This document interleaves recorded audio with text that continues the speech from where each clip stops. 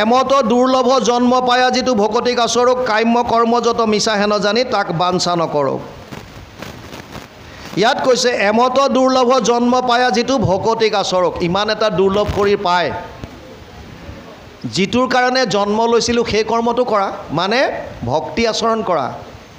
কাম্য কৰ্ম যত মিছা জানি তাক, যিমান আছে কাম্য কৰ্ম যত মিছা হেন মানি তাক বাঞ্ছা নকৰক। কাম্য কৰ্ম কাক কয়? কৰ্মৰ বিভিন্ন ধৰণৰ ভাগ আছে, তিনিটা ভাগ বুজি লওক। এটা হৈছে কাম্য কৰ্ম, এটা হৈছে কৰ্তব্য কৰ্ম, আৰু এটা হৈছে নিষিদ্ধ কৰ্ম। কৰ্তব্য কৰ্ম কোনটো? যিটো শাস্ত্ৰৰ সন্মত, যিটো আপুনি কৰাটো উচিত।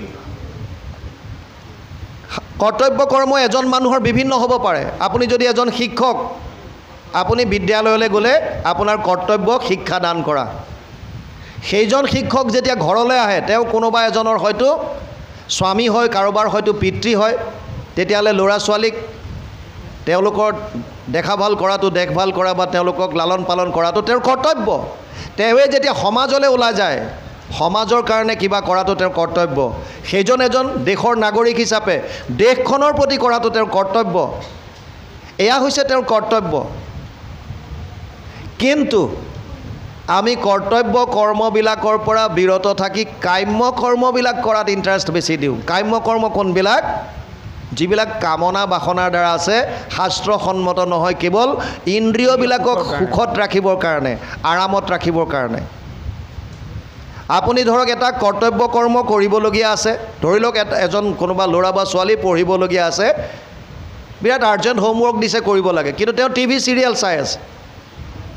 হোমৱৰ্কটো কৰিব লাগে কৰ্তব্য, কিন্তু মনৰ ভাৱ আহি আছে যে চিৰিয়েলখন কমপ্লিট কৰি লওঁ, সেইটো কাম্য, কামনা কৰিছে সেইটো চাবলৈ।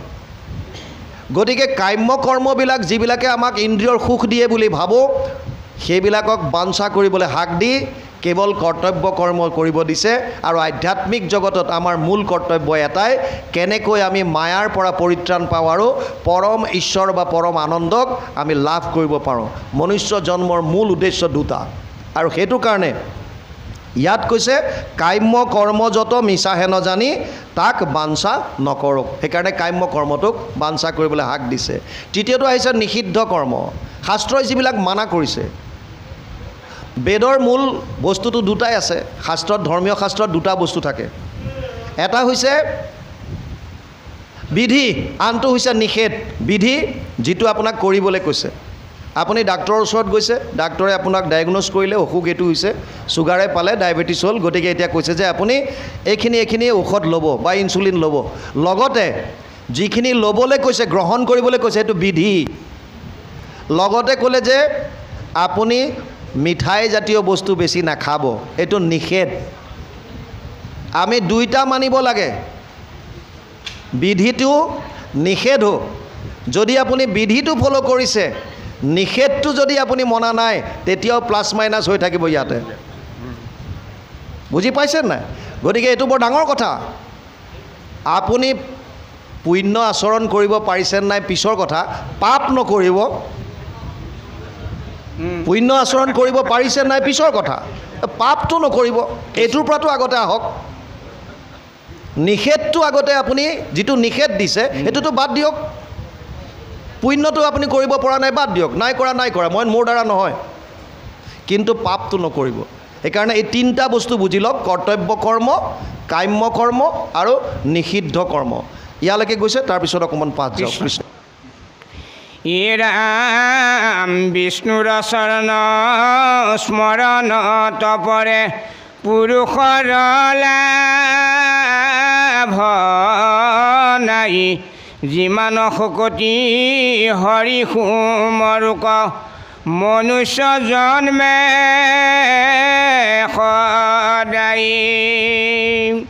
সমস্তৰে প্ৰিয় সুহৃদয়াত্মা জগতৰে পিতা মাতাও, হেন জানিয়ান বিষয় এৰিয়া হৃদয়ে হৰি চিন্তা। কৃষ্ণ পদে কৈছে বিষ্ণুৰ চৰণ স্মৰণত পৰে পুৰুষৰ লাভ নাই। পুৰুষ মানে ইয়াত কেৱল বাপ সমস্ত কোৱা নাই, আত্মাৰ কথা কৈছে, জীৱসমূহৰ কথা কৈছে। ইয়াত আই বাপ সমস্ত আছে। কি কৈছে? বিষ্ণুৰ চৰণ স্মৰণত পৰে পুৰুষৰ লাভ নাই। মানে মানুহৰ জন্ম পাই ইমান এটা দুৰ্লভ জন্ম পোৱাৰ পাছত আমাৰ লাভ এটাই আছে, য'ত বিষ্ণুৰ চৰণ আমি স্মৰণ কৰাটো। আৰু যদি নকৰিলোঁ তাতকৈ আৰু লাভ আপুনি বেলেগত একো নাপায়। কিয় কৈছে এনেকৈ? কাৰণ আটাইতকৈ যদি দেৱৰো দেৱ কোনোবা আছে, সেইজনেই হৈছে ভগৱান কৃষ্ণ। আমাৰ মানুহৰ মনত এটা বৰ ভুল ধাৰণা থাকে দেৱ আৰু ইষ্টদেৱ বা আৰাধ্যৰ মাজত। দেৱ কাক কয় বুজক। আপোনাৰ জীৱনত যাৰ তিল মানুহ যদি অৱদান আছে, সেইজন আপোনাৰ কাৰণে দেৱ হ'ব পাৰে। উদাহৰণ, মোৰ মাতৃৰ মোৰ জীৱনত অৱদান আছে, মাতৃ মোৰ কাৰণে দেৱতুল্য, সেইকাৰণে মাতৃ দেৱভৱ বুলি কয়। মোৰ পিতৃৰ মোৰ জীৱনত অৱদান আছে, গতিকে মোৰ কাৰণে পিতৃ দেৱভৱ, মানে মোৰ কাৰণে দেৱতা। দেশখনৰ আমাৰ ওপৰত অৱদান আছে, সেইকাৰণে দেৱতুল্য। তেনেকৈ গ্ৰহ নক্ষত্ৰ গছ বন জীৱ জন্তু আপোনাৰ ওপৰত সকলোৰে অৱদান দিব পাৰে। আপোনাৰ কাৰণে সেয়া দেৱতা হ'ব পাৰে, কিন্তু আপোনাৰ আৰাধ্য বা ইষ্ট কোনজন হ'ব? আপুনি আশ্ৰয় ক'ত ল'ব? এই বস্তুটো বুজক। পিপলায়নে কৈছে ইয়াৰ কথা নৱসিদ্ধ সংবাদত। সৃষ্টি স্থিতি প্ৰলয়ৰ হেতু যিটো দেৱ, পৰম ঈশ্বৰ তান্তবিনে নাহি কেৱ। যিজনৰ ওচৰত আমি আমাৰ যিজন ইষ্ট হ'ব, যাৰ ওচৰত আমি আশ্ৰয় ল'ম, সেইজন কেনেকুৱা হ'ব লাগিব? সৃষ্টি স্থিতি প্ৰলয়ৰ যিজন হেতু। এই কোটি কোটি ব্ৰহ্মাণ্ড যোনে সৃজন কৰিছে, যোনে পালন কৰিছে, যাৰ কটাক্ষত এই সমস্ত জগত তিলেকতে নাশ হয়, সেইজন ঈশ্বৰ, যাৰ ওপৰত আৰু কোনো নাই। সৃষ্টি স্থিতি প্ৰলয়ৰ হেতু যিটো দেৱ, পৰম ঈশ্বৰ তান্তবিনে নাহি কেৱ। যিজনে আমাৰ মনৰ চাৰিওটা অৱস্থাত থাকে, সচেতন কৰা দেহ প্ৰাণ ইন্দ্ৰিয়ক, স্বপ্ন জাগৰণ যিটো গভীৰ নিদ্ৰাত সমাধিত সাক্ষী ৰূপে থাকন্ত সাক্ষাৎ, সচেতন কৰা দেহ প্ৰাণ ইন্দ্ৰিয়ক জীৱক ভুঞ্জান্ত নানাবিধ বিষয়ক। আমাৰ মনৰ চাৰিওটা অৱস্থাত যিজন অন্তৰ্যামী ৰূপে থাকে। কোন চাৰিটা অৱস্থা? প্ৰথমটো কৈছে জাগ্ৰত, বৰ্তমান যিটো আমাৰ এতিয়া শৰীৰটো সক্ৰিয় হৈ আছে, মন সক্ৰিয় হৈ আছে, এই অৱস্থাটোক জাগ্ৰত অৱস্থা বুলি কয়। আমি যেতিয়া ৰাতি শুই যাওঁ, শুই গ'লে শৰীৰটো যেতিয়া নিষ্ক্ৰিয় হয়, যদি মনটো সক্ৰিয় হৈ থাকে, তেতিয়া লিংগ দেহাৰ সহায়ত মনটোৱে বিভিন্ন স্থানত ভ্ৰমণ কৰি ফুৰে। তাৰমানে মনলৈ বিভিন্ন ভাৱ আহি থাকে, তেতিয়া সেইবিলাক আমি সপোন আকাৰত দেখা পাওঁ, সেইটো স্বপ্ন অৱস্থা বুলি কৈছে। তৃতীয়টো কৈছে গভীৰ নিদ্ৰা। আপুনি ৰাতি 10টা বজাত শুই গ'ল আৰু ৰাতিপুৱা 6টাত সাৰ পাই কৈছে কালি যি পৰিলোঁ আৰু 10টাত, ইমান ভাগৰ লাগি আছিলে মোৰ, মই ৰাতিপুৱা 6টাতহে সাৰ পাইছোঁ, গমেই নাপাওঁ ৰাতিটো। আচ্ছা, কেতিয়াবা ভাবি চাইছেনে আপুনি ৰাতি 10টাত শুলে আৰু ৰাতিপুৱা 6টাত সাৰ পাই কৈছে কালি যে 10টাত শুলোঁ, মই একদম গম নাপাওঁ নহয়, ৰাতিপুৱা 6টাতহে সাৰ পালোঁ। এতিয়া আপুনিতো শুই আছিল, আপুনি কেনেকৈ গম পালে যে আপুনি একো গম পোৱা নাই? হে, আপুনি কেনেকৈ গম পালে? আপুনিতো শুই আছিলে দুৰ্ঘোৰ নিদ্ৰাত। আৰু ৰাতিপুৱা আপুনিয়ে কৈছে কালি যি পৰিলোঁ আৰু ৰাতিপুৱা 6টাতহে সাৰ পাইছোঁ, মই ৰাতিটো গমেই নাপাওঁ। আৰে গম কেনেকৈ পালি তই? নাপাওঁ বুলি গম কেনেকৈ পালি? তাৰ মানে সেই অৱস্থাটো স্বপ্ন অৱস্থা হওক, গভীৰ নিদ্ৰা হওক, তেতিয়াও কোনোবা এজন অন্তৰ্যামী ৰূপে আছে। উপদ্ৰষ্টা অনুমন্তা চ ভৰ্তা ভোক্তা মহেশ্বৰ পৰমাত্মা ইতি চাপ্যুক্ত দেহে অস্মিন পুৰুষ পৰ। ত্ৰয়োদশ অধ্যায় 12 নম্বৰ শ্লোক গীতা। অন্তৰ্যামী ৰূপে তেতিয়া যিজন হৃদয়ত থাকে। আৰু যিসকল সন্ন্যাসীয়ে নিৰ্গুণ নিৰাকাৰ ব্ৰহ্মক উপাসনা কৰে, তেওঁলোকে সমাধিত যাক দেখা পায়, সেইটো অৱস্থাটো যিজনক পায় এই চাৰিওটা অৱস্থাত। কোন চাৰিটা? জাগ্ৰত, স্বপ্ন, গভীৰ নিদ্ৰা আৰু সমাধিত।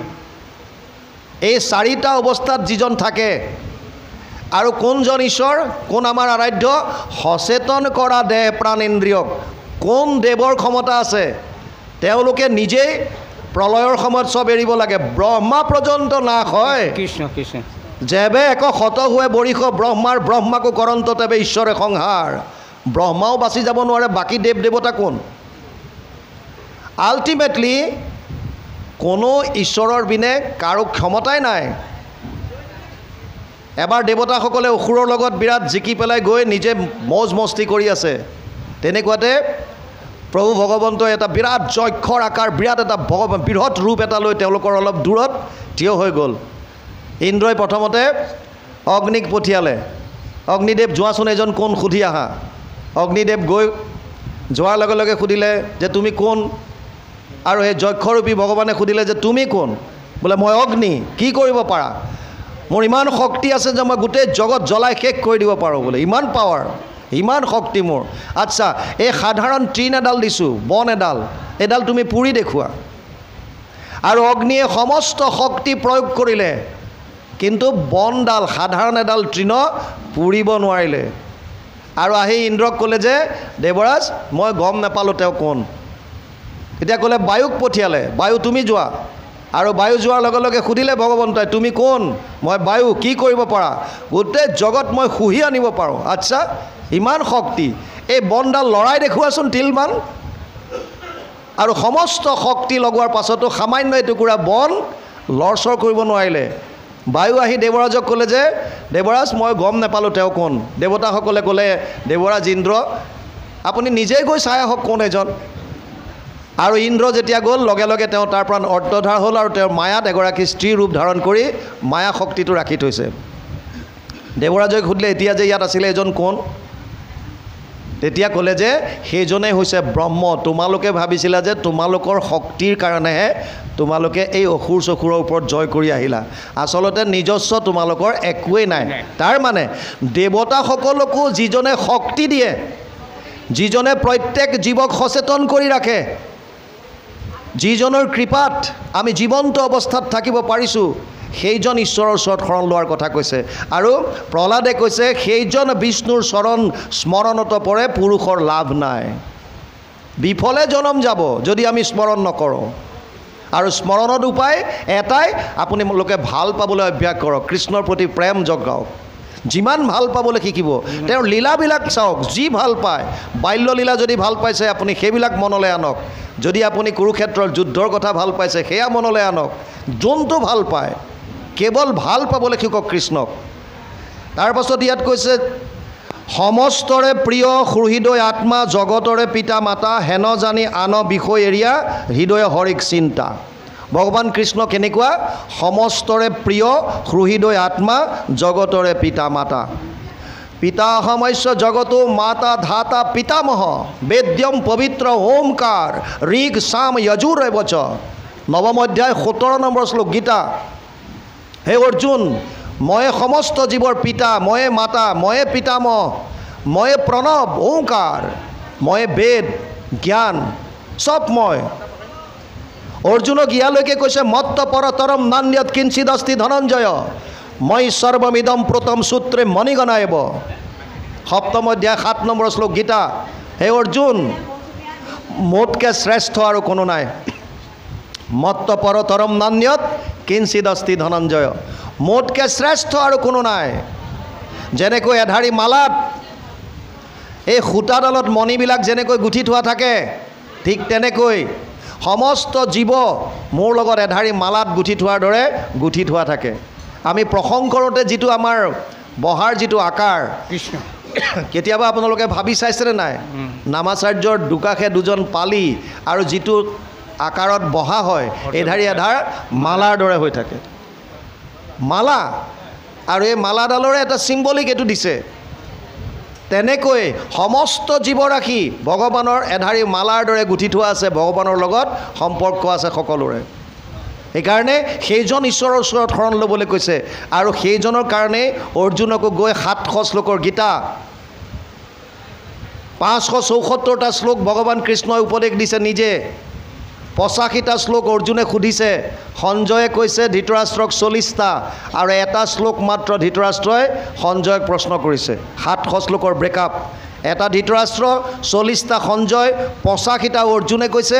আৰু 574টা শ্লোক ভগৱান কৃষ্ণই কৈছে 574টা শ্লোকৰ শেষত গৈ কি ক'লেগৈ সৰ্বগুহ্যতমম ভূয় শৃণুমে পৰমম বচ ইষ্টসীমে দৃঢ়মিতি ততো বক্সামিতে হিতম অষ্টাদশ অধ্যায় 64 নম্বৰ শ্লোক গীতা হে অৰ্জুন তোক মই এতিয়া গোপনীয়ৰ পৰা গোপনীয় কথাটো কম শুন কাৰণ তই মোৰ অতি মৰমৰ ইষ্টসী কি ক'লে সব বাদ দি মোৰ ওচৰত সৰ্বধৰ্মান পৰিত্যাজ্য মাম একম শৰণম ব্ৰজ সব বাদ দি মোৰ ওচৰত কিন্তু এটা কথা বুজি লওক শৰণ বস্তুটো শৰণ আমাৰ যিটো অৰ্জুনে শৰণ লৈছিল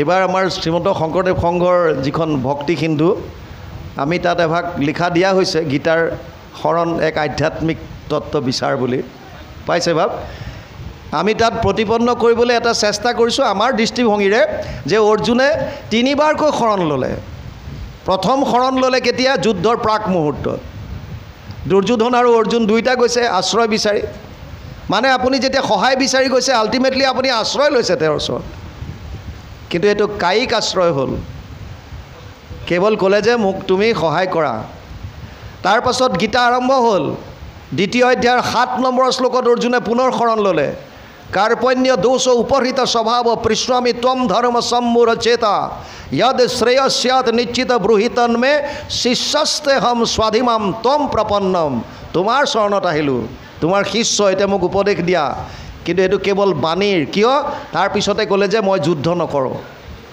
যদি তুমি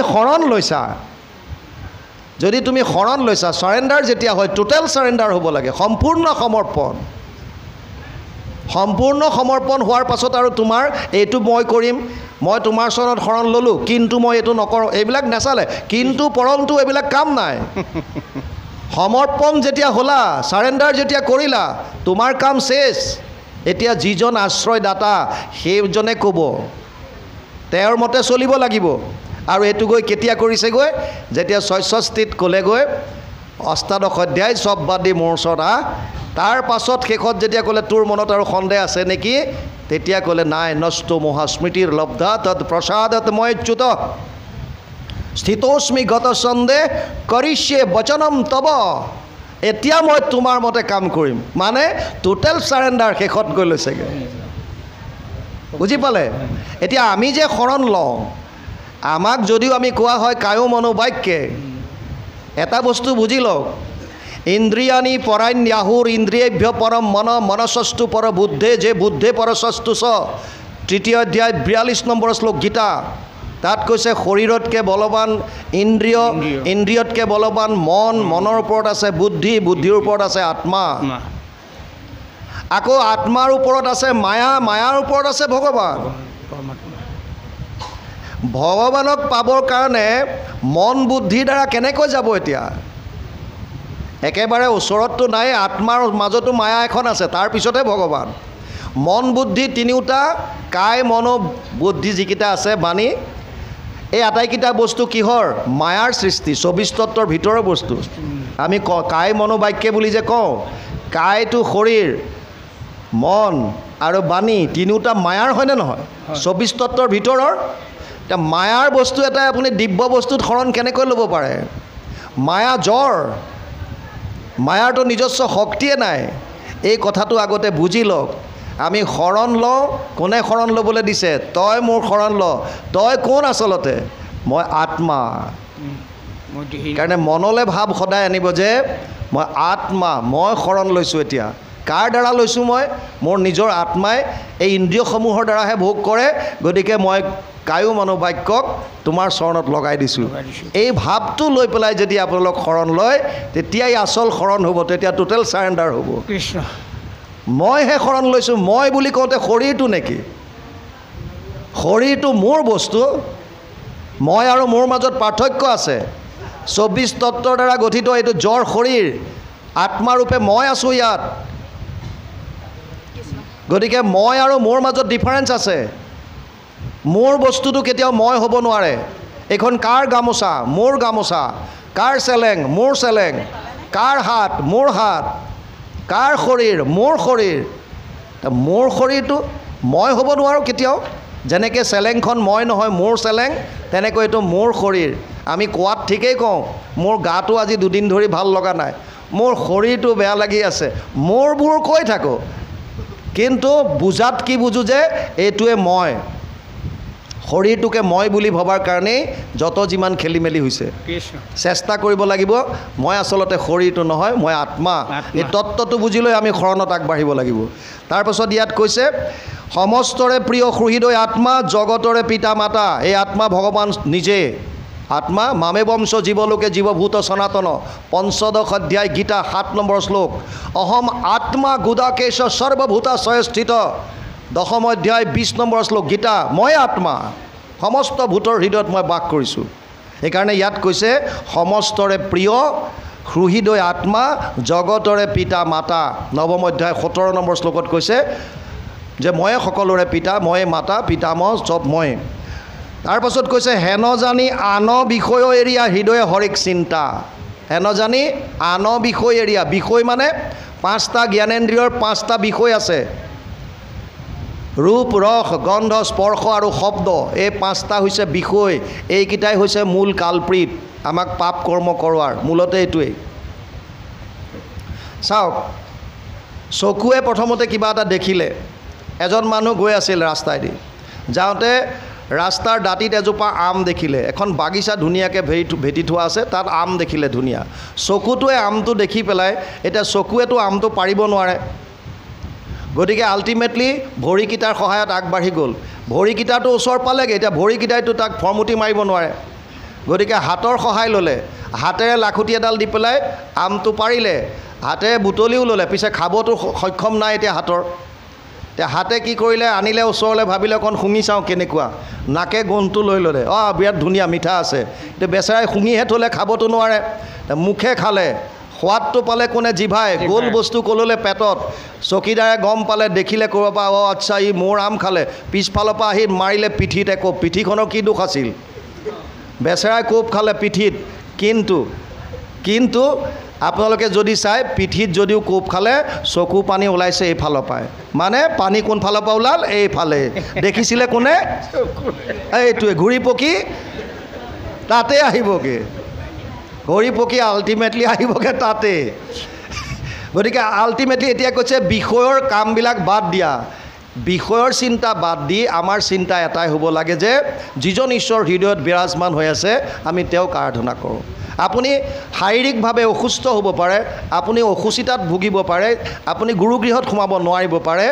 ভক্তি মাৰ্গত এটা আটাইতকৈ সুগম উপায় দিছে, সেইটো হৈছে মানসিক সেৱা। ইয়াতকৈ উত্তম ক'তো নাই। আপুনি যাব পৰা নাই। চাওক, সংসাৰৰ ক্ষেত্ৰত মানসিক চিন্তা কৰি থাকিলে আপুনি একো বস্তু নাপায়। আপুনি যদি শুই ভাবি আছে যে মই ট্ৰেক্টৰখন লৈ পথাৰলৈ গৈছোঁ, হাল বাইছোঁ, এয়া মই কঠীয়া পেলালোঁ, মোৰ কঠীয়া ডাঙৰ হ'ল, মই ভূঁই ৰুলোঁ, এই পকিলে, মই ধান কাটি আনিলোঁ, ভাবি আছে শুই এই চোতালত বিৰাট ডাঙৰ মই মেজি বনাইছোঁ। বাহিৰত গৈ পেলাই যেতিয়া শোৱাৰ পৰা উঠি গৈ চাব যে একোতো নাই তাত। কিয়? কাৰণ ভাবিহে আছে মনত, তাৰ একোতো ফল নাপায়। কিন্তু ভক্তি মাৰ্গত ইয়াৰ টোটেলি বিপৰীত। ভক্তি মাৰ্গত কৈছে আপুনি বিচনাত শুই আছে, কিন্তু মনেৰে যদি ভাবে মই শোৱাৰ পৰা উঠিলোঁ, মই স্নান কৰিছোঁ, মই গুৰুগৃহত সোমাইছোঁ, মই বন্তি গছ জ্বলাইছোঁ, মই এয়া শৰণৰ বস্তু কৰিছোঁ, মই ভজনৰ কাম কৰিছোঁ, মই ঈশ্বৰৰ সেৱা কৰিছোঁ, প্ৰভু ভগৱন্তৰ লীলা স্মৰণ কৰিছোঁ। আপুনি আধা ঘণ্টা, এঘণ্টা ঈশ্বৰৰ লগত যদি আপুনি ৰৈ আছে, এই পুণ্য আপুনি অলৰেডি কমাই আছে শুই।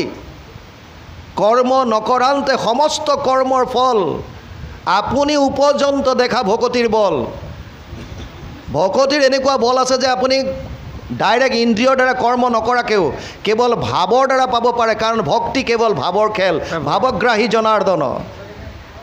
আৰু আমি তাৰ বিপৰীতে কৰোঁ। ভগৱানে কৈছে 11টা ইন্দ্ৰিয় দিছোঁ, 10টা ইন্দ্ৰিয় তোৰ বেলেগৰ কামত লগা, মোৰ আপত্তি নাই, মোক কেৱল মনটো দে। মন মনা ভৱ মদ ভক্তা মধ্যাজি মাম নমস্কৰো, মামে বৈশ্যসী সত্যম তে প্ৰতিজানে প্ৰিয়সীমে। 18 অধ্যায় 65 নম্বৰ শ্লোক গীতা। মোতে মাত্ৰ সদা দিয়া মন, মোৰ ভক্ত হোৱা সৰ্বক্ষণ, মোকে পূজা মাত্ৰ মোকে কৰা নমস্কাৰ। কহিলোঁ তোমাত সত্যবাণী, পাইবা সুখে মোক মহামানী, তুমি প্ৰিয়তম হৃদ সখী আমাৰ। মহাপুৰুষ মাধৱদেৱে ঘোষাত অনুবাদ কৰিছে সুন্দৰভাৱে। মনটো বিচাৰিছে আমাক, কিয়? কাৰণ ভক্তি বস্তুটো হৈছে ভাৱৰ লগত জড়িত, ভাৱে ভক্তি বুলি সেইকাৰণে কয়। কিন্তু আমি এই বিষয়ে আমাক সুখ দিছে বুলি ভাবি আমি বিষয়ৰ কথা চিন্তা কৰোঁ। সেইকাৰণে প্ৰহ্লাদে দৈত্য শিশুক কৈছে বিষয়ৰ কথা বাদ দিয়া, আমাক যিটো আনন্দ লাগে এইটো বিষয়ত নাই। আমাক যিটো আনন্দ লাগে, আনন্দটো কেনেকুৱা হ'ব লাগে?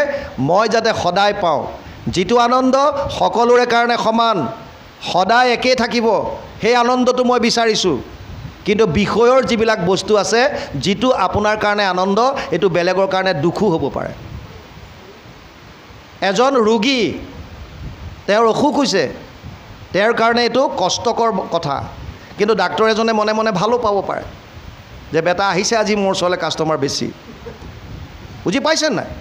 বস্তুবিলাক তেনেকুৱা, যিটো আপোনাৰ কাৰণে বেয়া বেলেগ এজনৰ কাৰণে ভাল হ'ব পাৰে, বিষয়ৰ বস্তু। কিন্তু যিটো প্ৰকৃত আনন্দ এইটো সকলোৰে কাৰণে একেই, আৰু যাৰ কোনো ধৰণৰ ক্ষয় নাই। পাৰ্থ নৈব ইহ না অমূত্ৰ বিনাশস্তস্য বিদ্যতে নাহি কল্যাণকৃত কচ্ছিম দুৰ্গতিম তাত গচ্ছতি। 6ষ্ঠ অধ্যায় 40 নম্বৰ শ্লোক গীতা। তাত লিখিছে, হে অৰ্জুন, এই আনন্দৰ কোনোদিন ক্ষয় নহয়, তোমাৰ শৰীৰ পৰি যাব পাৰে, এইটো শৰীৰ নাশ হোৱাৰ পাছত পিছত যিটো শৰীৰ পাবা, আজি এইটো শৰীৰত যিমানলৈকে ভক্তি আগবঢ়ালা তাৰ পৰা আৰম্ভ হ'ব। কৃষ্ণ। গতিকে আল্টিমেটলি বিষয়ৰ আমাক ধান্দাটো এৰি পেলাই কেৱল ঈশ্বৰ চিন্তনত মন দিবলৈ কৈছে। কৃষ্ণ বাবু। কৃষ্ণ কৃষ্ণ। ৰাম বুলিবা ভাগৰ উদ্যম এৰিবে, কি কাৰ্যত লাগে আকৌ ইহাৰ উত্তৰ শুনা নিৰন্তৰ, দৈত্য শিশু মোৰ বাক। পশু শৰীৰত ইন্দ্ৰিয়ৰ সুখ, সমস্তে দেহতে পাৱে, পূৰ্বৰ দিছে যত্ন নকৰিবে, আপুনি আখি মিলাৱে। দুখ লাগিয়া যেহেন পুৰুষে, একো যত্ন নকৰয়, তথাপিতো আনি মিলাৱয় দৈৱে, অন্তে দুখে নপাৱয়। সিমতে জানা সুখ মিলে আখি, দুখ গুছে তেতিক্ষণে, আক লাগি যত্ন কৰিবে নলাগে, বিচাৰি দেখিও মনে। পদে কৈছে বুলিবা ভাগ্যৰ উদ্যম এৰিবে, কি কাৰ্যত লাগে আকৌ ইহাৰ উত্তৰ শুনা নিৰন্তৰ, দৈত্য শিশু মোৰ বাক। পশু শৰীৰতো ইন্দ্ৰিয়ৰ সুখ, সমস্তে দেহত পাৱে, পূৰ্বৰ অদৃষ্টে যত্ন নকৰিবে, আপুনি আখি মিলাৱে। যদি হয়তো ক'ব পাৰে যে ভাগ্যৰ উদ্যম এৰিব লাগে, কি কাৰ্যতনো এইটো কাম লাগে, তাৰ উত্তৰ হিচাপে কৈছে যে ইন্দ্ৰিয়ৰ সুখবিলাক পশু শৰীৰতো পায়, আৰু ইয়াত কৈছে পূৰ্বৰ অদৃষ্টে যত্ন নকৰিবে, আপুনি আখি মিলাৱে। বৰ তত্ত্বৰ কথা এটা কৈছে। চাওক, মই অলপ আগত আপোনালোকক কৈছিলোঁ আমাৰ জীৱনৰ সুখ দুখবিলাক নিৰ্ভৰ কৰিছে কেইটামান কথাৰ ওপৰত। মূল 4টা বস্তু। প্ৰথম হৈছে আমাৰ প্ৰাৰব্ধ, মানে আমি এই শৰীৰটো গ্ৰহণ কৰাৰ প্ৰাক মুহূৰ্তত সঞ্চিত কৰ্মৰ পৰা যিটো অংশ আনিছোঁ, তাত পাপৰ সংখ্যা কিমান আহিছে, পুণ্যৰ সংখ্যা কিমান আহিছে, তাৰ ওপৰত বেছ কৰি আমি সুখ দুখ ভোগ কৰিবলগীয়া হয়। আৰু ভকতসকলে কয় যে এইটো কেৱল 25%হে নিৰ্ভৰ কৰিছে, তে বাকী 75% কি? তেওঁলোকে কৈছে 25% নিৰ্ভৰ কৰে সন্তানৰ সুখ দুখ মাকৰ ওপৰত। আমি অলপ আগত কৈছিলোঁ গৰ্ভৱতী মহিলাই এই যে সন্তানটো স্থিত হোৱাৰ পৰা প্ৰসৱলৈকে এই সময়ছোৱাত তেওঁৰ আচৰণ, ব্যৱহাৰ, খাদ্যাভ্যাস কেনেকুৱা। 5 বছৰ 5 মাহলৈকে সন্তানটোৰ চৰ্মও নহয়, মাকে যি খায়, জ্বলা টেঙা যত যিমান গ্ৰহণ কৰে, ৰস হিচাপে গৈ নাৰীৰ দ্বাৰা শৰীৰটোত এই সন্তানৰ শৰীৰত ডাইৰেক্ট পৰে আৰু চিঞৰি উঠে বহু অপি ময়া দৃষ্টা য়োনিদাৰম পৃথক পৃথক গৰ্ভবাস মহাদুঃখ ত্ৰাহিমাম মধুসূদন স্তোত্ৰ শংকৰাচাৰ্য লিখিছে। তাত লিখিছে কি লিখিছে তাত যে মই বহুত যোনিত ভ্ৰমণ কৰিছোঁ, এই অতি কষ্ট 10 মাহ 10 দিন এই ইউটেৰাছত অকণমান গৰ্ভাশয়ত বেকাকৈ থাকিব লাগে, কিমান কষ্ট, অতি কষ্টত থাকোঁ মই। আৰু তাতে মাকে যিখিনি গ্ৰহণ কৰে জ্বলা টেঙা যত যিমান নাৰীৰ দ্বাৰা গৈ এই শৰীৰত পৰেগৈ আৰু চিঞৰি উঠে। আমাৰ ফালে অৱশ্যে আৰু এটা নিয়ম আছে, গৰ্ভৱতী আইসকলে আকৌ সেইটো সময়ত বোলে বহুত কাৰোবাৰ জ্বলা খাবলৈ মন যায়, কাৰোবাৰ টেঙা খাবলৈ মন যায়, প্ৰায় মাকৰ ঘৰলৈকে পঠাই দিয়া হয় যে এইবিলাক আপডাল ৰাখা। আমাক এবাৰ এজনে কৈছে, বাপ এই সন্তানটোৱে কৈছে মাকৰ গৰ্ভত এটা কথা ভাবি থাকে, বোলে মাও এতিয়া যিমান জ্বলা টেঙা খুৱাবলৈ মন আছে খুৱাই থাক, এবাৰ বাহিৰলৈ আহিবলৈ দে, কৃষ্ণ আৰু সুতৰ লগত ময়ো ঘূৰাই দিম চব। সেইকাৰণে বহুত মাক বাপেকক ঘূৰাই দিয়ে সম্পূৰ্ণ ইণ্টাৰেষ্টৰ লগত, জ্বলা টেঙা পূৰা খুৱাই দিয়ে। হে লাষ্টততো বহুত এনেকুৱা আহে তেজপুত্ৰ কৰিবলৈ বাধ্য হৈ যায়, জীৱন্ততে তোক ত্যাগ কৰিলোঁ। যদিও ৰসিক কথা তত্ত্ব আছে ইয়াত। আপুনি সেই সময়ত এগৰাকী আমাৰ আজিকালি চাওক কিমান শুদ্ধ বস্তুবিলাক আমি কোনফালে গৈ আছোঁ পশ্চিমীয়া সংস্কৃতিত। ফাদাৰ ডে পাতোঁ, মাদাৰ ডে পাতোঁ। ফাদাৰ ডে পাতিবলগীয়া কাৰ হয়? যাৰ ফাদাৰৰ নিশ্চয়তা নাই। হে এতিয়া বাহিৰৰ কোনোবা এগৰাকীক যদি কয় যে মা মোৰ দেউতা কোন, তোৰ দেউতা মানে তই কোন চনত জন্ম হৈছিলি চাব লাগিব ডায়েৰীত। তই এইটো 2002ত হৈছিলে, 2002ত মই কাৰ লগত আছিলোঁ, মোৰ পতি তেতিয়া অমুকজন আছিল। আচ্ছা সেইটো সময়ত তেতিয়া তোৰ ফাদাৰ সেইজনে হ'ব লাগিব। তাৰপিছত 4জন ফাদাৰ সি চেঞ্জ হ'ল হাজবেণ্ড। গতিকে ফাদাৰ ডে আমাৰ কাৰণে নহয়, ইয়াত ধৰ্মপত্নী বুলি কোৱা হৈছে, ধৰ্ম সহধৰ্মিনী বুলি কোৱা হয়। এতিয়া আমাৰ কাৰণে ফাদাৰ ডে মাদাৰ ডে কি মতলব আছে? প্ৰত্যেক দিনাই মা দেউতাকক শুশ্ৰূষা কৰা, শ্ৰদ্ধা কৰা তোমাৰ কাৰণে হৈ গ'ল। আপোনালোকৰ যোৰহাটৰ বেয়া নাপাব, এটা বদনাম আছে কিন্তু। এইবাৰ যোৰহাটত যিটো ঘটনা হৈছিল, এগৰাকী আইৰ, বহুতে কয় আমিও কওঁ বহুত জেগাত, যে মাতৃগৰাকীৰ কংকালটো ওলাইছে বিচনাত, জীয়েক কাষতে থাকে কিন্তু খবৰ নাই। ক'লৈ গৈ আছোঁ আমি, কি কৰি আছোঁ, কোন জেগাৰ মই নাজানো, যোৰহাটৰ একুৰেট ক'ত, ঘৰৰ ওচৰত, একে সত্য কথা, পেপাৰে তেতিয়াহ'লে চাওক ইয়াতকৈ আৰু লাজৰ কথা কি থাকিব পাৰে? গতিকে আল্টিমেটলি এইখিনি কথা চিন্তা কৰিবলগীয়া। মই কৈ আছিলোঁ দুখ সুখৰ ভোগীৰ কথা। দুখ সুখ ভোগ কৰাত প্ৰথমটো হৈছে আমি প্ৰাৰব্ধ কেনেকৈ আনিছোঁ, 25% প্ৰাৰব্ধত আছে, 25% আইসকলৰ ওপৰত নিৰ্ভৰ কৰিছে, মাতৃৰ ওপৰত। তেওঁ গৰ্ভ ধাৰণ কৰাৰ পৰা বুলি প্ৰসৱলৈকে এই সন্তানটো যেতিয়ালৈকে লৈ আছে, কেনেকৈ কি ধৰণে তেওঁৰ খাদ্যাভ্যাস, কেনেকুৱা তেওঁৰ আচৰণ, জ্ঞানেন্দ্ৰিয়ৰ দ্বাৰা কি গ্ৰহণ কৰিছে, কি খাদ্য গ্ৰহণ কৰিছে, অকল এইটোৱে নহয় খাদ্য, বাকীবিলাক জ্ঞানেন্দ্ৰিয় দিয়া গ্ৰহণ কৰাৰখিনিও সেয়াও খাদ্যই কেনেকুৱা গ্ৰহণ কৰিছে। বাপ সমস্তই ভাবিছে আমি বাচিলোঁ, বচা নাই, বাপ সমস্ত আছে 25%।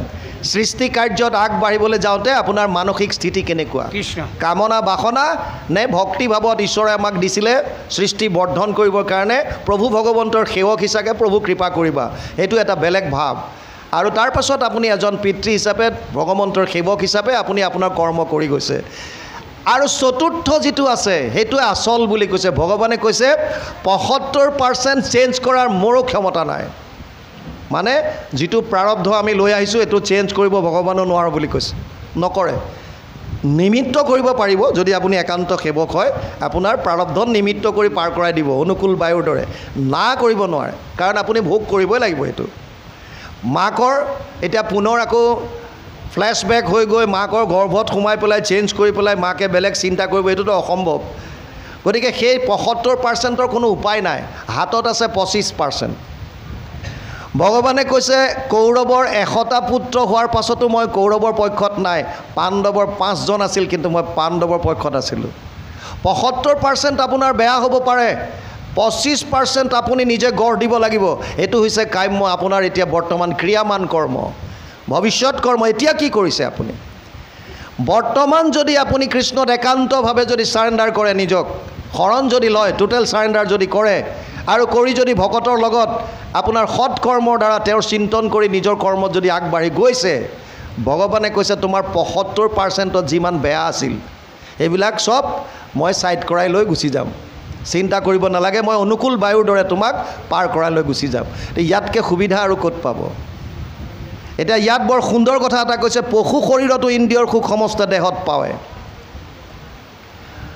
আমি 40-50 কিলোমিটাৰ ধাবাত গৈ ৰাতি ডিনাৰ কৰি যিটো আনন্দ পাওঁ, নানা ফাষ্ট ফুড খাই বিভিন্ন ধৰণৰ খাদ্য ভোজন কৰি যিটো আনন্দ পাওঁ, গাহৰি এটাই বিষ্ঠা ভোজনত সেই একেই আনন্দ পায়। আৰু আপুনি কিমান ভোজন কৰে ডেইলি? 1 কেজি চব মিলাই, শাক চব্জি চাউল তাউল মিলাই 1 কেজি আপুনি খালে, হাতীয়ে 100 কেজি খায়, আপোনাতকৈ সি বেছি আনন্দিত। পশু শৰীৰতো যদি আপুনি সেইটোতে খোৱাটোকে যদি আনন্দ বুলি ভাবিছে, ইন্দ্ৰিয়ৰ সুখ সেইবিলাকে, এইবিলাক সুখ পশু শৰীৰতো পায়। গতিকে কি বুলি কৈছে? তাৰ পাছত এটা ডাঙৰ কথা কৈছে, পূৰ্বৰ অদৃষ্টে যত্ন নকৰিব আপুনি আখি মিলাৱে।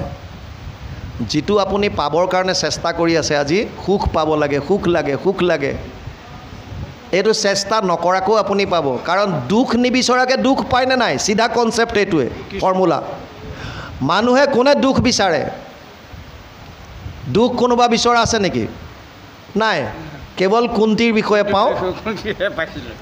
কিন্তু ইণ্টাৰেষ্টিং কথা আকৌ, যদিও আমি কওঁ যে কুন্তীয়ে দুখ বিচাৰিছিল, কুন্তীয়ে ইনডাইৰেক্টলি সুখে বিচাৰিছে। চাওক কেনেকৈ কুন্তীয়ে কৈছে যে বিপদসন্তু ত শাশ্বত তত্ৰ তত্ৰ জগত গুৰু ভৱতু দৰ্শনম ইয়াত স্যাদ পুনঃ ভৱ দৰ্শনম।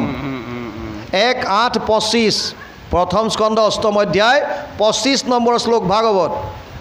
মোক বিপদ দিয়া, কিয়?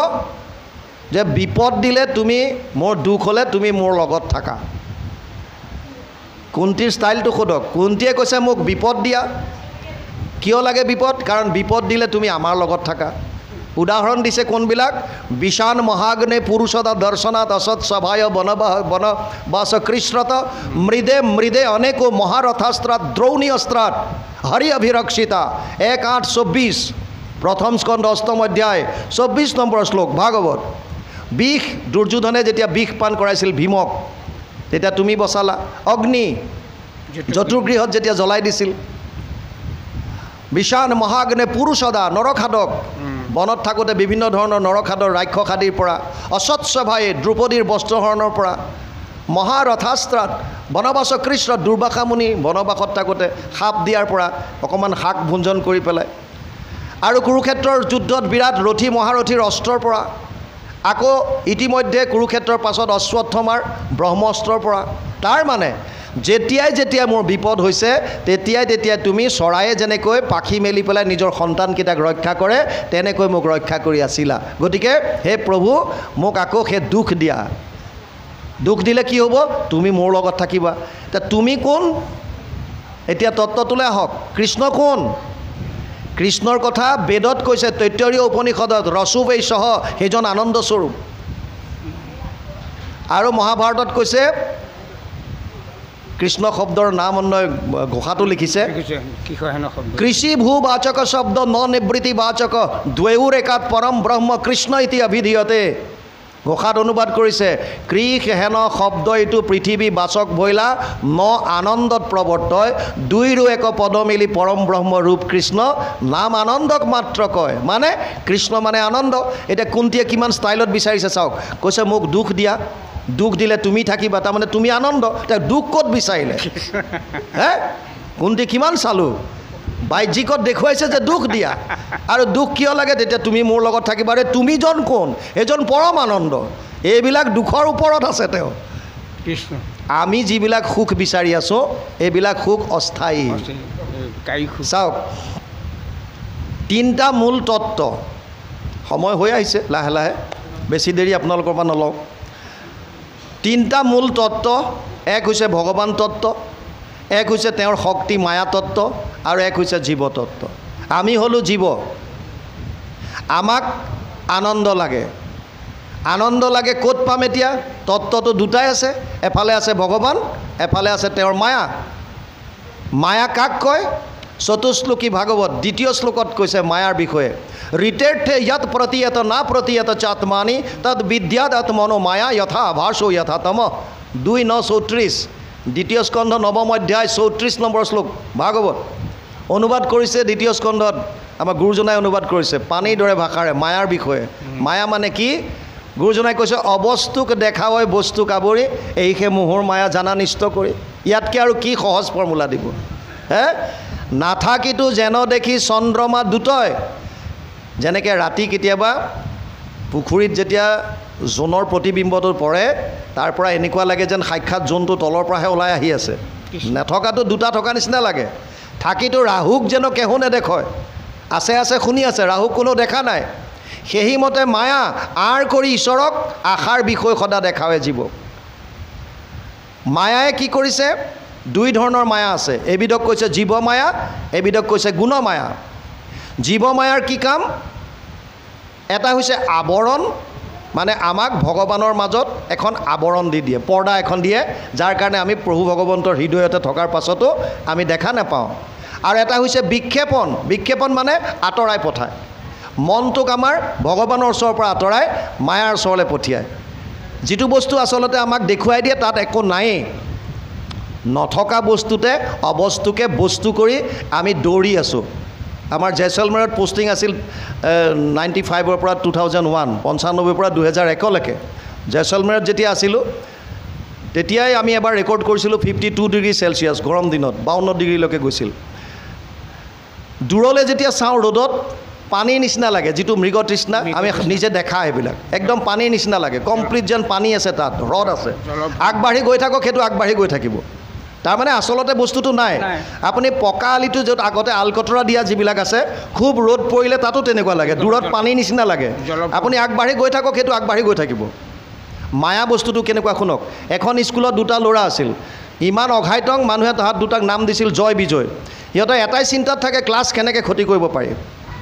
আগদিনাই প্লান কৰে, এদিন প্লান কৰিলে যে কাইলৈ যিকোনো উপায়ে ক্লাছ ক্ষতি কৰিব লাগিব। কিন্তু আমি দুটা যদি অকলে কৰোঁ বেয়া কথা হ'ব। এনেকুৱা এটা প্লান কৰ যাতে গোটেই চবৰে ক্লাছ ক্ষতি হয়। সিহঁতে প্লান কৰি প্ৰিন্সিপালৰ ছাগলী 3টা আছিল লুকুৱাই দিলে। লুকুৱাই বগা বগা ছাগলী 3টা নি পেলাই এটা ৰুমৰ ভিতৰত গৈ সুমুৱাই পেলাই থৈ দিলে বন্ধ কৰি, বগা ছাগলী। আৰু এটাত মাৰ্কাৰ পেন দি পেলাই লিখিছে 1, এটাত লিখিলে 2 আৰু এটাত লিখিলে 4 বুলি লিখিলে। আৰু সন্ধিয়া সময়ত যেতিয়া প্ৰিন্সিপালে দেখিছে ছাগলী অহা নাই, চকীদাৰক মাতি কৈছে, আৰে মোৰ ছাগলী নাই। কাইলৈ যেতিয়ালৈকে তোক মই ক'লোঁ কথাটো, ছাগলী যেতিয়ালৈকে নাহে দেখিবি তোৰ। বছ চকীদাৰে পিছদিনাখন প্ৰাৰ্থনাৰ সময়তে ক'লে, ভাই ছাৰৰ ছাগলী হেৰাইছে, আগতে ছাগলী বিচাৰি দে, তাৰপিছতহে ক্লাছ হ'ব। চবকে লগাই দিলে। ইহঁতে মনে মনে গৈ ৰুমটো খুলি দিলে, ছাগলী দৌৰ মাৰিলে যেনি তেনি। চবেই গৈ গৈ বিচাৰি ফুৰিছে, পালে। কৈছে, এটাই কৈছে পালোঁ, 1 নম্বৰটো পাই গ'লোঁ। এটাই কৈছে 2 নম্বৰটো পালোঁ। এটাই কৈছে 4টো পালোঁ। ইছৰাম 3 নম্বৰটো ক'ত গ'ল, বিচাৰি আছে গোটেই।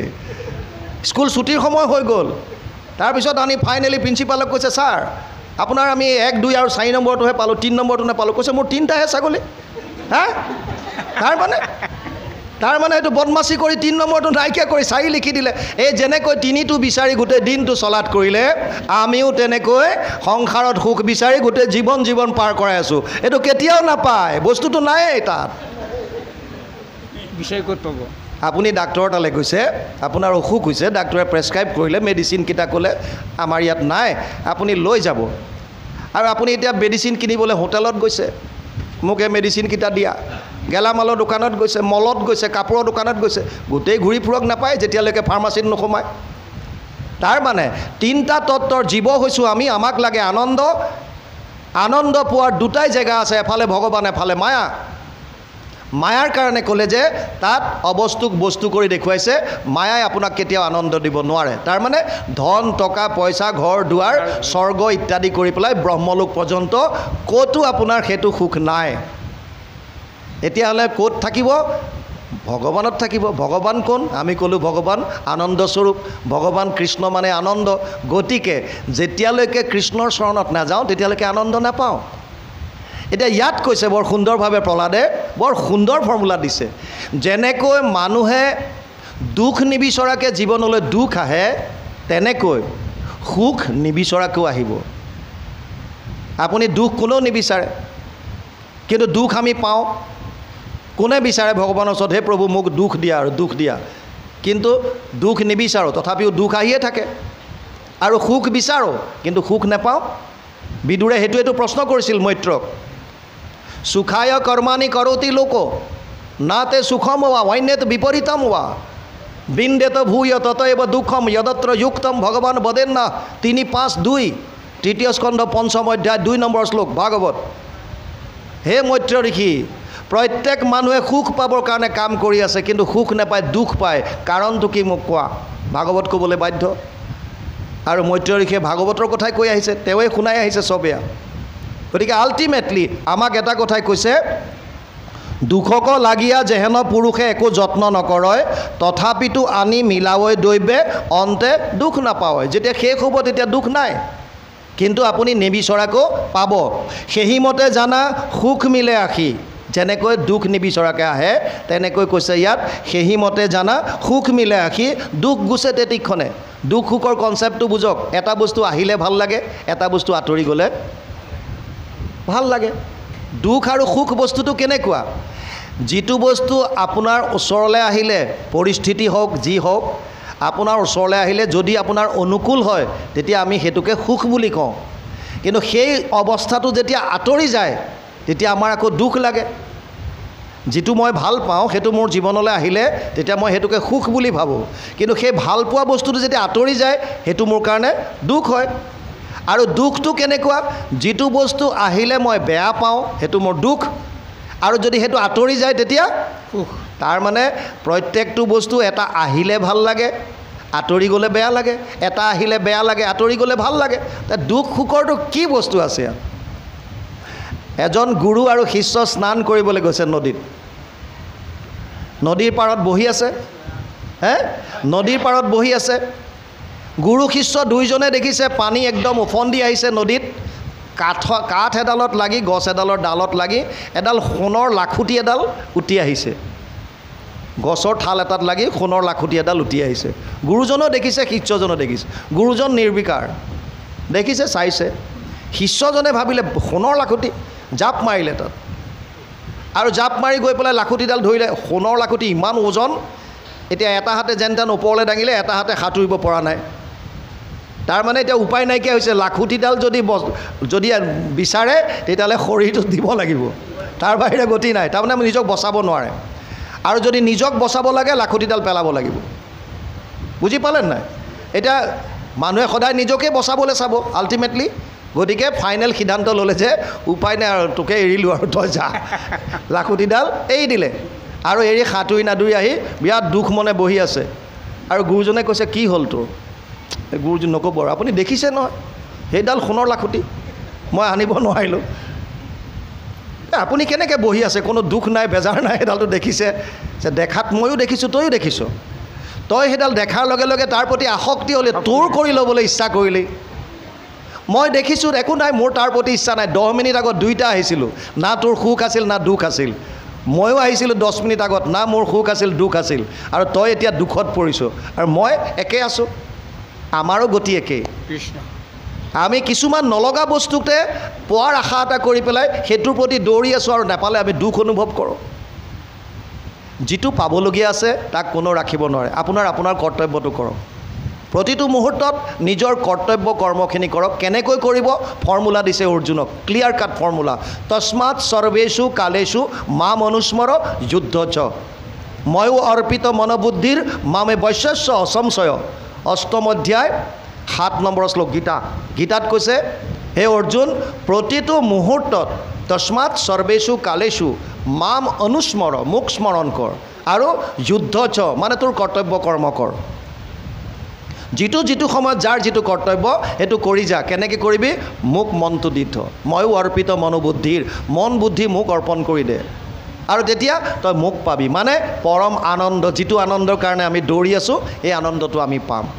তাৰমানে এটা বস্তু সিদ্ধান্তত আহক, যিটো আনন্দ আপোনাক লাগে, মোক লাগে, এই আনন্দটো আমি কেৱল ভগৱান তত্ত্বতহে বিচাৰি পাম। আৰু ভগৱানৰ ওচৰত পাবৰ কাৰণে কৃষ্ণত শৰণ লৈ একান্তভাৱে ভকতৰ সংগত আমি তেওঁৰ লীলাসমূহ এনেকৈ যদি শ্ৰৱণ কীৰ্তন কৰোঁ আৰু নিজৰ সুকীয়া লাইফত প্ৰতিটো মুহূৰ্তত ঈশ্বৰৰ লীলাসমূহ, প্ৰভু ভগৱন্তৰ নাম, প্ৰভু ভগৱন্তৰ ৰূপ, তেওঁৰ লীলা, তেওঁৰ ধাম আৰু ভগৱানৰ ভকত, 5টা বস্তুৰ যিকোনো এটাত মনটো লগাই থ'বলৈ চেষ্টা কৰক।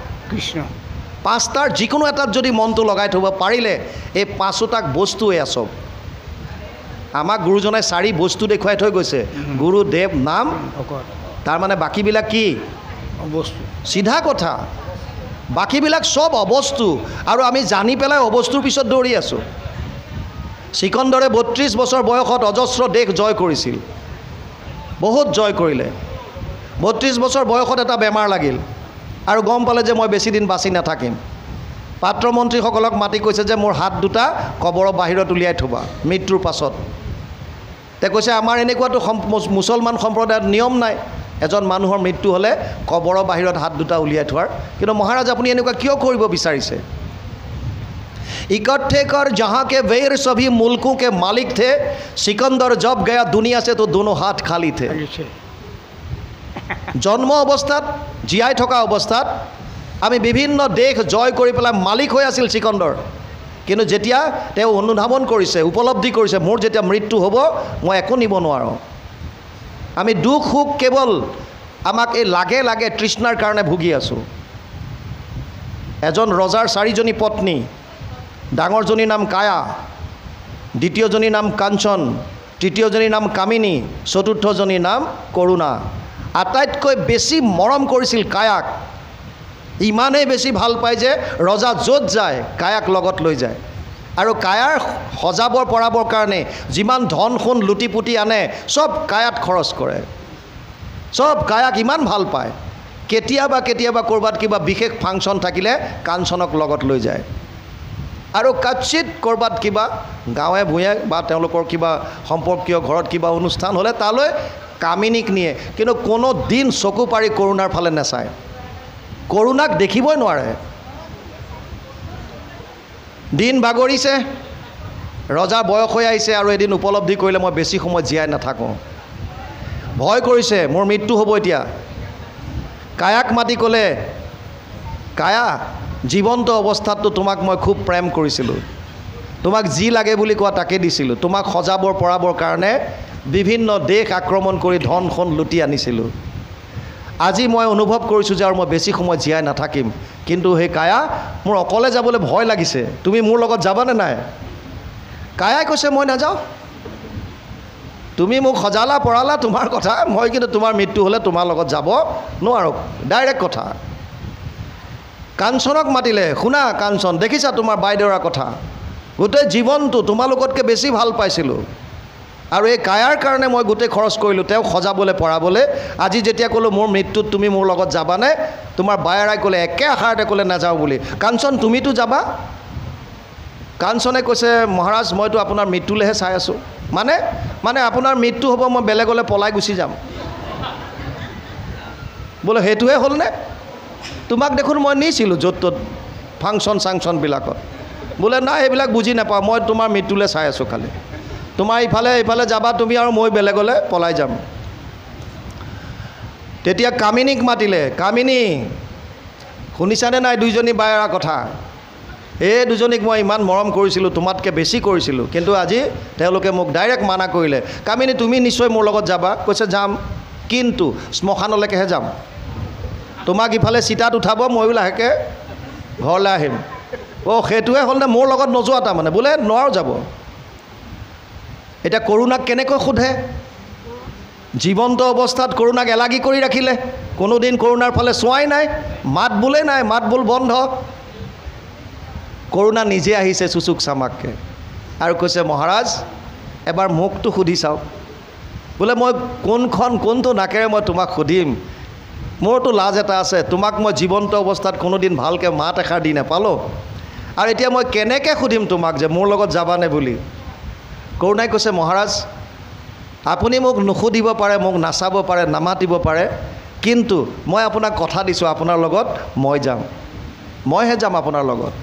তেতিয়াহ'লে কোন এই কায়া, কোন এই কৰুণা, কোন এই কাঞ্চন, কোন এই কামিনী? কায়া হৈছে আমাৰ শৰীৰটো, এই শৰীৰটো সজাবৰ পৰাবৰ কাৰণেই আমি বিভিন্ন সময়ত অনীতিৰ দ্বাৰা দুৰ্নীতিৰ দ্বাৰা ধন টকা পইচা সংগ্ৰহ কৰি আনিছোঁ কেৱল এই শৰীৰটোক সুখ দিবৰ কাৰণে। মৃত্যুৰ সময়ত ই আমাৰ লগত নাযায়, ইয়াতে পৰি থাকিব। ইয়াৰ তিনিটাই শেষ অৱস্থা বুলি কৈছে, বিষ্ঠা, পলু আৰু ছাই।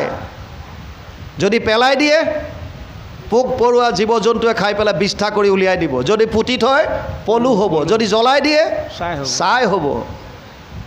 গতিকে কায়া শৰীৰটো, কাঞ্চন, কাঞ্চন হৈছে আমাৰ সা সম্পত্তি, ধন, সোণ। কাঞ্চনৰ শব্দটো সোণ, অলংকাৰ।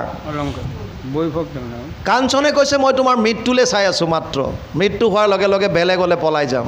আপোনাৰ নামত যিমানবিলাক ধন সম্পত্তি টকা পইচা আছে আপোনাৰ মৃত্যুৰ লগে লগে এয়া আপোনাৰ উত্তৰাধিকাৰীলৈ নমিনীলৈ গুচি যাব, হস্তান্তৰ হৈ যাব লগে লগে। আপোনাৰ মৃত্যুৰ পাছত আৰু আপোনাৰ নামত নাথাকে একো, চিধা বাপেকৰ আছিল যদি পিতেকলৈ যাব, পত্নীলৈ যাব, পত্নীৰ আছিল যদি কাৰোবালৈ যাব, আল্টিমেটলি তেওঁৰ নামত নাথাকে, বেলেগলৈ গুচি যাব। কামিনী হৈছে মিতিৰ কুটুম, গাঁৱৰ মানুহ। ক'লৈকে যায়? এই চিতাত উঠোৱালৈকে। খুচি কাটি থাকোঁতে কথা পাতিব, বেচেৰাটো বৰ ভাল আছিলে, গুচি গ'ল নহয়। আৰু ঘৰলৈ আহি ক'ব, হেৰা শুনিছানে, চাহত অকণ চেনি বেছিকৈ দিবা, আজি 3-4 ঘণ্টা হ'ল তাত থকা, একাপ চাহ খাবলৈ পোৱা নাই। চেছ, হয়তো দুখ তাতে খতম, চেছ। সেয়া দেখুৱাই পেলাই মানুহক দেখুৱাই অকণমান ইচি চাচাচ কৰিলে চেছ, কোনো কাৰো লগত নোৱাৰে সংগ দিব। কৰোণা হৈছে পৰমাত্মা, ভগৱান, যাক জীৱন্ত অৱস্থাত আমাৰ দিবৰ কাৰণে সময় নাই, যাৰ কাৰণে অকণমান চিন্তা কৰিবলৈ আমাৰ সময় নাই। মৃত্যুৰ সময়ত যদি কোনোবা আপোনাৰ লগত আত্মাৰ লগত যাবলগীয়া আছে, এজন হৈছে কেৱল পৰমাত্মা। আপুনি জীৱন্ত, আপুনি জীৱ হিচাপে বিষ্ঠাৰ গৰ্তত গৈ কীট পতংগ নহওক কিয় পৰমাত্মা তাতো আপোনাৰ লগত থাকিব। কৃষ্ণ আত্মাক কেতিয়াও নেৰা যদি কোনোবা আছে, এজন হৈছে ভগৱান কৃষ্ণ। কোনো মুহূৰ্তত ক'তো নেৰে। সমস্ত ভূতত ব্যাপী আছোঁ মই হৰি, সবাকো মানিবা তুমি বিষ্ণু বুদ্ধি কৰি। সেইকাৰণে লিখিছে গুৰুজনাই, প্ৰতিটো প্ৰাণীত ভগৱান কৃষ্ণ বিৰাজমান হৈ আছে। আৰু সেই কৰোণাই আমাক মৃত্যুৰ সময়তো এৰি নিদিয়ে, আমাৰ লগত থাকে, আত্মাৰ লগত থাকে, য'ত যায় ত'ত যাব। গতিকে এইবিলাক দুখ সুখ ইত্যাদি এইবিলাকৰ চিন্তাত পৰি আমাৰ কোনো লাভ নাই। কাৰণ যেনেকৈ আমি দুখ নিবিচৰাকৈ দুখ আহিছে, সুখ নিবিচৰাকৈ সুখ আহিব। এইটোক লৈ পেলাই আকে লাগি যত্ন কৰিব নালাগে, বিচাৰি দেখিও মনে। ইয়ালৈকে